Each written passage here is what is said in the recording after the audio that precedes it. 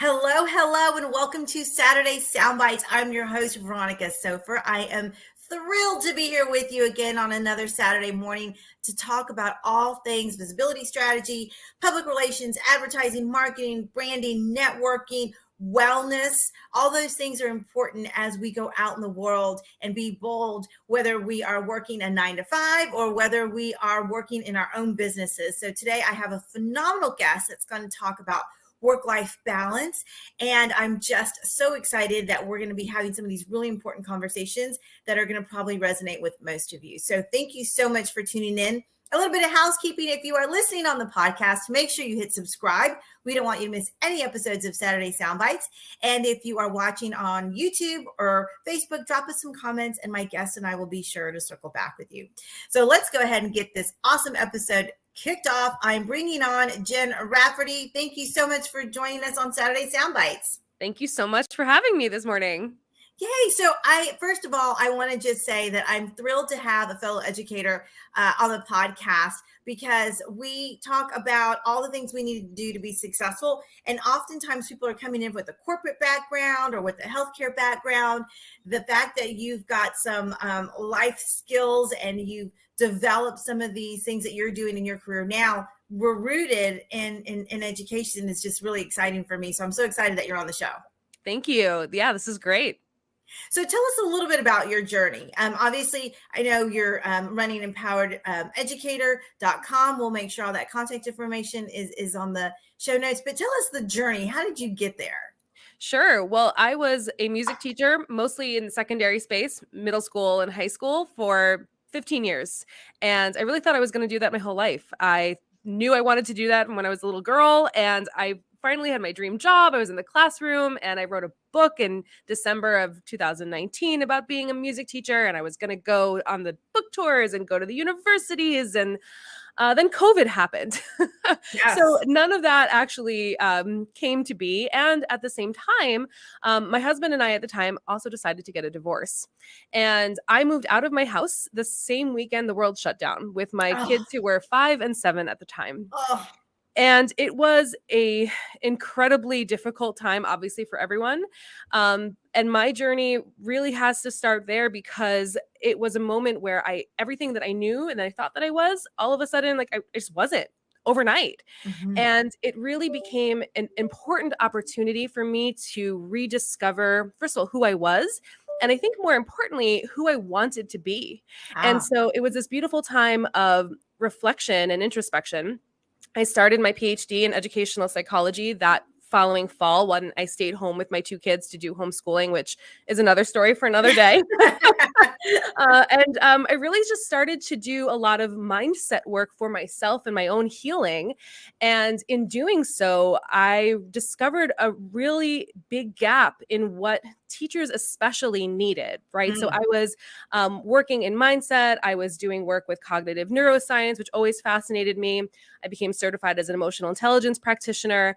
And when it came time to decide whether or not I wanted to go back to teaching, I decided, I think I need to do this. This is my calling now, and I need to follow my intuition to do that. So Empowered Educator was born, and now I work with teachers and school leaders and focus on the social and emotional well-being of all of the adults in schools.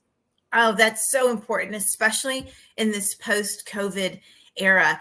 How do you incorporate your music background? You talked a lot about the neuroscience, and we know that there's a correlation. I mean, we've all read reports, especially those of us with a background in the K-12 space, about how our special education students do so well with art therapy and music therapy. And we know so much more now about the brain. How are you incorporating that with adults? Because we see that happening with children, but can't some of those strategies be used on adults too?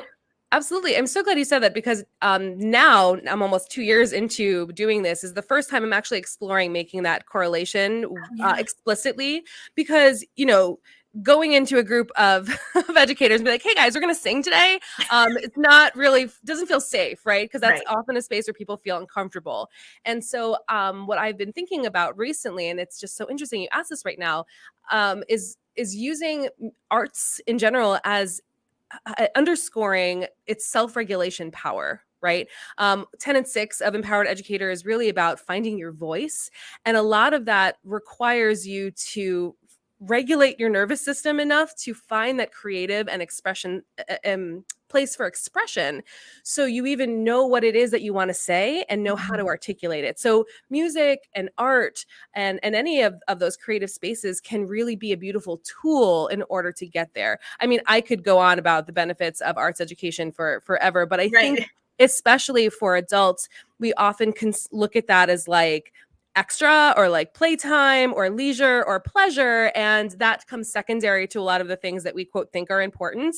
And what I try to do in all of the work that I do with the adults in these spaces is really try to flip the script, is that your well-being, your pleasure, your ability to have fun and feel good is actually the most important thing, because it makes everything else work better. Yes. Yes, absolutely. And I love that you are bringing this into the adult space, because we've seen it work really, really well with kids. And I think that educators now more than ever are struggling with their mindset as we recover from COVID, because we've heard stories of teachers and administrators really struggling with the recovery from COVID. We were in adrenaline mode. We were doing what we had to do, virtual school, back in person, back to virtual, back in person.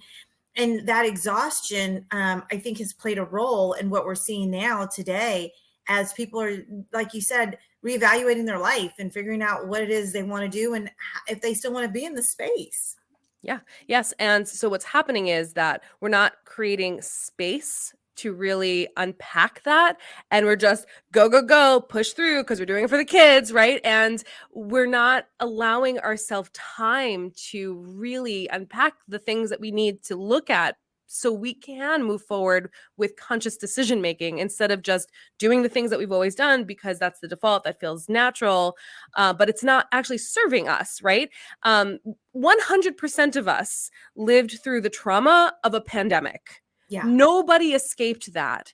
And in an effort to make things as normal as possible, we have leapfrogged over some of the most important healing that we need to do, which Mm, includes mourning and grief of the life and time that was lost, right? We're just jumping ahead towards, okay, well, now what? Now what? And there's a time and place for that only when we can really sit with the pain, which doesn't feel good, right?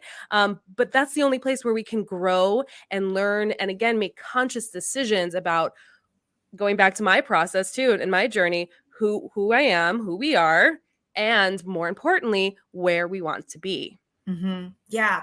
So Jen, when you're thinking about working with folks, especially in the K-12 space, how do you, if someone were to say, oh, yeah, what is work life balance? Is that really even possible? How do I even get that? Right. I mean, that's what we wanted to talk about today. How do you even get them to start considering that there is an option for some sort of balance that's going to be healthy? And it's something that they can do, because it can be really overwhelming and intimidating to think about if you're just starting this part of your journey. Sure, of course it can. And that's why I actually don't even like to think of work life as a balance, because that analogy in and of itself feels very stressful for me. Yeah. Yeah. It Right? stresses me out too, just thinking about it. Yeah, it just the imagery is just so stressful. You're just trying to constantly have to balance everything. And what happens when you drop something? Well, then everything falls off. Of course, it doesn't feel good. And of course, it feels impossible, because when we think about it that way, it actually sets us up to not feel good and to always feel as if we're not doing enough. So I really like to reframe this idea as work-life blend, Oh, because, got it. right? Doesn't that feel better? Feels so much better. Yes. Yeah. And so when we come from a place of work life blend, there are going to be times and moments in your life where work is going to require some more attention, and that is beautifully okay.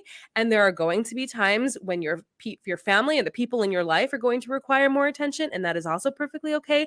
And you are going to require more time and attention. And so this idea of blend creates this fluidity between these spaces. Well, we're not juggling balls or balancing spinning plates or just waiting for the shoe to drop. All of those like things sound just very unsafe and scary.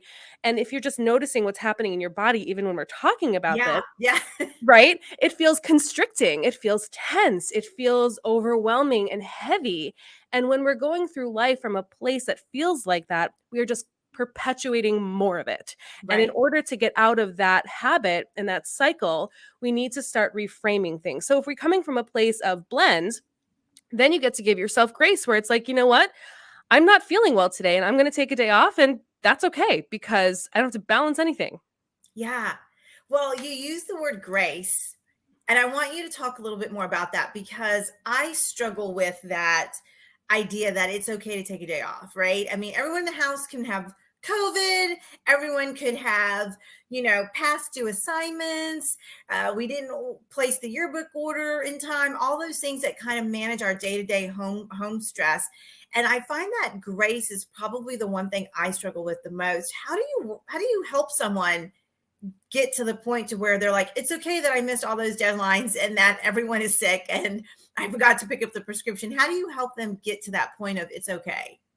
So that's a great loaded question, but it's a very important question because I think that's the place that everyone kind of stops, right? It's like, I struggle with grace, so I'm not even going to go there, Right. right? Right. I don't want to talk about I it. don't even want to talk about it. And that of course keeps you further and further away from it. So we're gonna dive in. We're gonna talk about it. And one of the most important things in all of this is to remember that, and I just like need you to get on this train with me with this, is that you are inherently worthy just because you are, Mm, just because you exist. You do not have to earn time for yourself. You do not have to be deserving of a place and time of healing. You do not have to overwork to then get the reward of rest. You are worthy of all of those things because you exist. And somewhere along the line, usually between the ages of 0 to 7, we've learned that we need to earn those things. mhm. And this happens because when we are that age, our subconscious mind runs the show, and we are video cameras making meaning about everything in this world. And most of the time, it is just meaning about us and what that means about me regarding any situation that's happening around us, right? So then we get older and we're in our 30s and 40s and it looks like we have it all together, but really our 7-year-old is running the show. So when you're having a moment where everything around you seems to be on fire, yet you are still arguing with yourself about whether or not you should take a day off, that is a beautiful moment to recognize what's actually going on. That is your beautiful biology working for you, keeping you safe. That's its job. It's doing a great job because, like, Yep. you're alive right now talking to me. So well done, your nervous system, right? And in that moment of awareness, you get to take a breath, Yeah. feel what's going on inside of your body, notice the constriction, the tension, the tightness that's happening, breathe. And then when you start to hear like I should or I shouldn't, it's a beautiful moment to get really curious, like get rid of that judgment, because judgment and curiosity cannot exist in the same place. Mhm. So if you get curious, like what is this? Where is this should coming from? I really should still stay at work. I really shouldn't take this day. If you ask yourself that question, whose should is this? It's probably not yours. And when you start really getting curious about this, you realize that you now have your agency to make your own decisions instead of living by somebody else's expectations of what they think you should be doing. Yes. Wow, that is so powerful. And I think, my hands got nervous as you were describing the I could journey, tell. right? Yeah. Yeah.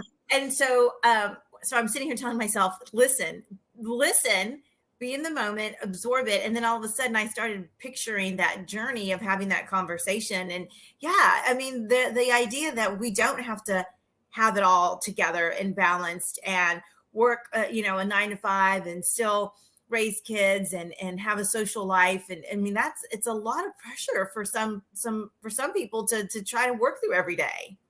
It's a lot of pressure, and I would argue for everybody, Yeah. because even the people who you look at and like, oh wow, they look like they have it all together. We know that's not true. Like Okay. we've been on this earth long enough to know that like that's just not true. Okay. Yeah. So let's just like drop the facade. We are done with that now. And when we all start to unpack this and get a little bit more vulnerable and human with each other, that's really when the grace and compassion for each Yeah. other come in too, right? Because when you start treating yourself like somebody you love, it gives permission for the next person to do the same. Yeah. Because then they're like, oh, wow, Veronica took that day and she has very clear boundaries of what's important to her. And that means that maybe I can do that too. Right. And I Yeah. think that goes back to something that's important here is getting really clear on what your values are. What are your values? Do you value hustle and pressure? Because I'm gonna wager probably not. Yeah. Right. Yeah. So if you value peace and ease and family and joy, then you get to be in the driver's seat and navigate these really difficult moments, figuring out, well, and feeling out, how do I incorporate some more of joy and peace and ease and calm into this situation right now? And then make a decision based on that. Yeah. Oh, that's so powerful, Jen. Absolutely. That is so powerful. And I love that we were able to connect that to not only what folks are doing at work, but at home too, right? It goes all ways in that Yeah. conversation. I mean, wherever you go, there you are. Yeah. Funny how that happens, right? Right? Yeah. Yeah. Well, Jen, tell me, how can people work with you? What are some of the projects that you've got on the horizon, and how can people connect with you? Especially, we've got a lot of viewers and listeners in the K-12 space in particular. So I'd love an opportunity for them to connect with you. Yes. Well, empowerededucator.com is the place where you can get lots of information. On the resources page, you'll see lots of free stuff that you can get where you can connect with me and just get some solid techniques and strategies of like how you can start incorporating this in your practices now. Because inspiration's great and you're listening to this like, wow, that sounds so great. I'm more interested in integration, right? None of Mhm. this matters if we're like thinking that, oh, cool, this sounds good. But until we start doing the work, you're not actually going to be seeing any changes. So that is really what all my services are about. Right now, I am working with school districts and regional teacher centers for programming so teachers and school leaders can get trained in this empowered educator framework so they show up feeling great as their best selves both at work and at home, which then really you're able to transform the school cultures of the communities that you work with. I mean, that's what we're doing. You change the world by changing yourself. And Yes. I think that until now, we've been pointing a whole lot of fingers about who's to blame for all of the problems, especially going on in education. This programming is going to change the world because it empowers you to change yourself. So those are the best places to go. I'm also on Facebook at Empowered Educator Faculty Room, and that's a really great place to get some more information and be in community. I love it. Okay. Thank you so much, Jen. It was wonderful to have you on the show. I appreciate all the insight and all the little journeys you took me on during this episode. So glad to be here. Thank you so much. You bet. All right, everybody, make sure you connect with Jen Rafferty. It is so important that we have the supports we need for not only ourselves, but for our teams as we navigate this post-COVID world and figuring out how to make it all work for ourselves. So thrilled about today's show. I appreciate everyone turning in. Again, if you're listening on the podcast, make sure you hit subscribe. We don't want you to miss any episodes of Saturday Soundbites. If you're watching on Facebook or YouTube, connect with Jen there, and then also drop us some comments on this episode. As always, you can find me at veronicavsofer.com, and I look forward to seeing you in the next episode. With that, I'm sending you lots of